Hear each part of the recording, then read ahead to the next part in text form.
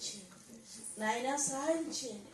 వందనాలు రాజానికి వందనాలు. ఈ బిడ్డలను నువ్వు దీవించాలని, ఇంకా రాబోయే దినాలలో ఇంకను ప్రభు అయ్యా అత్యంతంగా ఆశీర్వదించి దీవించాలి ప్రభు.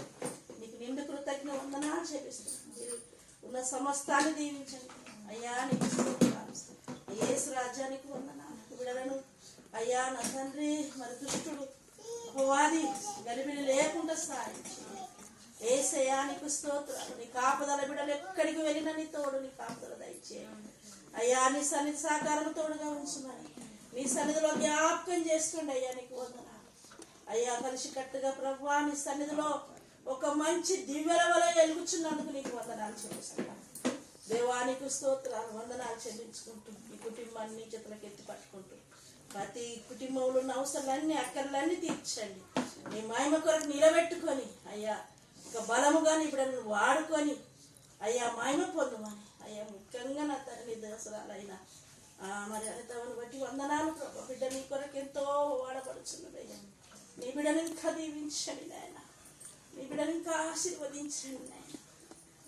నీకు వందనాలు చెల్లించుకుంటూ ఈ కుటుంబాన్ని నీ చేతులకు ఎత్తి పట్టుకుంటూ ఘనత మహిమను పొందుకోమని మా రక్షకుడు మంత్రి కుమారుడైన యేసయ్య అతి శ్రేష్టమైన నామం బట్టి స్తుతించి ప్రార్థించి వేడుకొంచున్నాం తండ్రి.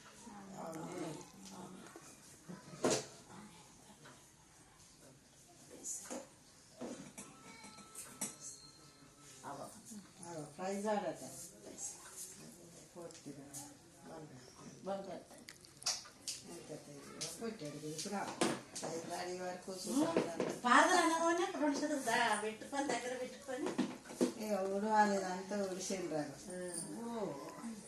మొన్న తెచ్చిండు లేదు, అది మలేషియాలో ఉండే. అక్కడి నుంచి వచ్చినాక హైదరాబాద్ లో పెట్టుకున్నాడు. ఇక హైదరాబాద్ లో